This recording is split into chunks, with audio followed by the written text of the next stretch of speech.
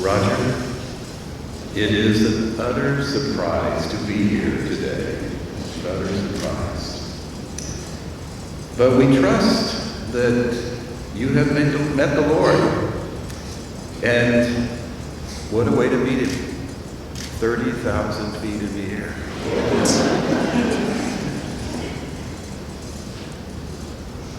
You know, as we heard in the gospel today, the question Thomas asked Jesus, we don't know where you're going, how can we know the way? And Jesus says, I am the way, I am the truth, and I am the life. No one comes to the Father except through me. I think Bishop Morin embraced those words deeply in his life as his parents, Jermaine and Lillian, brought him to receive baptism at St. Teresa's Church in Drake, Massachusetts, and he received First Communion, confirmation, and then Archbishop Hannon ordained him there at that church. And then he had the blessing of being able to celebrate Mass at that church before he came back for the blessing of the cemetery. Little did we know, of course, the circumstances. And then he had dinner with his family before he came back to us.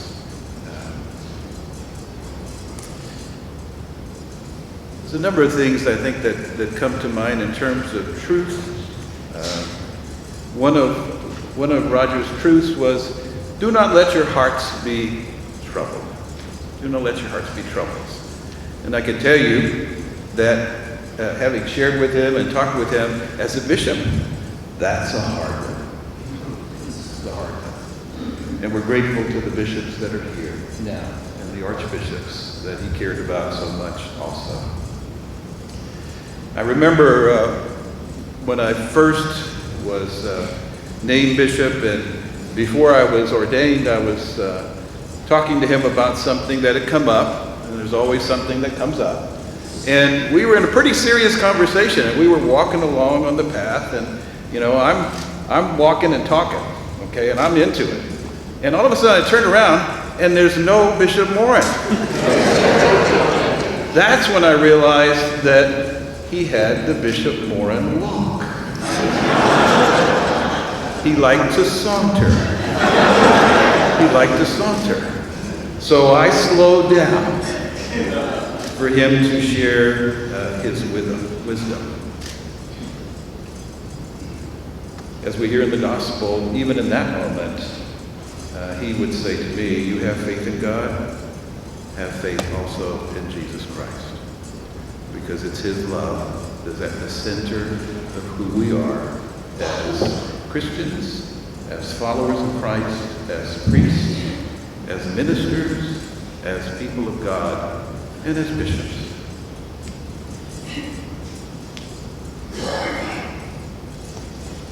I have to imagine that Jesus truly loved Roger for creating such a moment for him of faith and hope and love all throughout his entire life.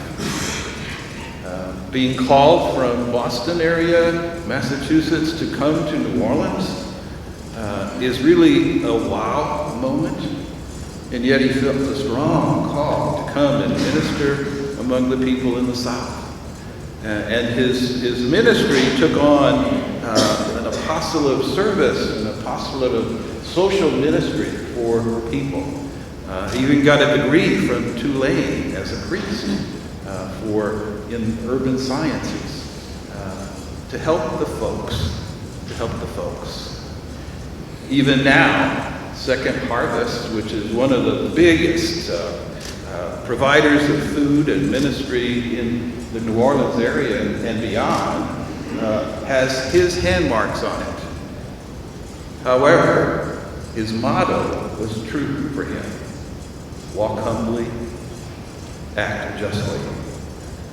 Most people wouldn't know that he is one of the founders of the Second Harvest and of quite a few ministries in the Archdiocese of New Orleans.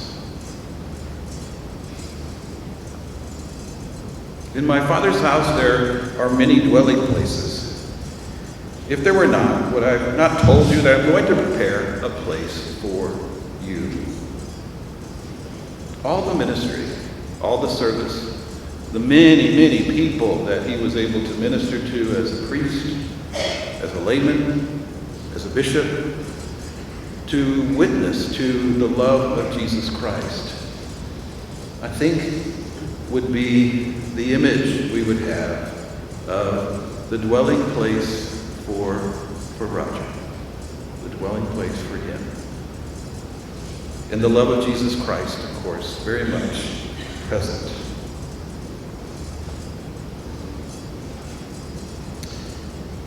Roger and I talked a number of times about this moment, but in his own way, he did not give me a lot of details. But I know that he felt drawn to Christ, no matter what. And he felt drawn to the love of Christ, no matter what. And he shared that love. For the priests of the diocese, archdiocese of New Orleans that are here, deacons and lay people, for our priests of the Diocese of Biloxi, our deacons, our seminarians, all of our religious that are here, the bishops. He had a heart for you. He had a love for you. It wasn't proclaimed in trumpets. He didn't proclaim trumpets most of the time. If he wanted, of course, fried chicken and chocolate, that's a whole different thing. That's a whole different thing. And by the way, the first 20 confirmations I did, I had chocolate and fried chicken. Every single one. And I'm a Southern boy, so.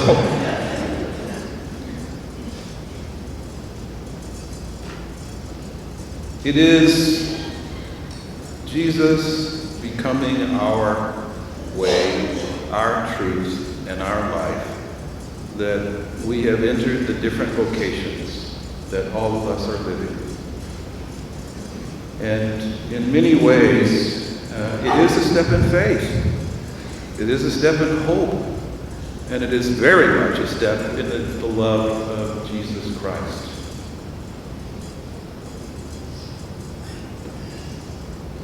I can imagine Roger at 30,000 feet and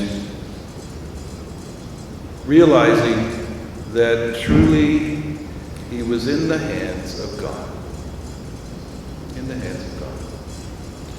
And we forget that, but that's where we are, all of us, in the hands of God. And letting God's love truly draw him into that wedding banquet is what we all long for in the end, what we celebrate here in the Eucharist. And it was the Eucharist that he loved so deeply. Jesus' body and blood, and celebrating Mass. And we have on his coffin his chalice that he used for so many, many years. For us priests, the chalice truly becomes a sign of our relationship with Jesus Christ and his love, especially as we drink his blood and eat his body. A moment to be filled with his love. And that's what happened for Roger.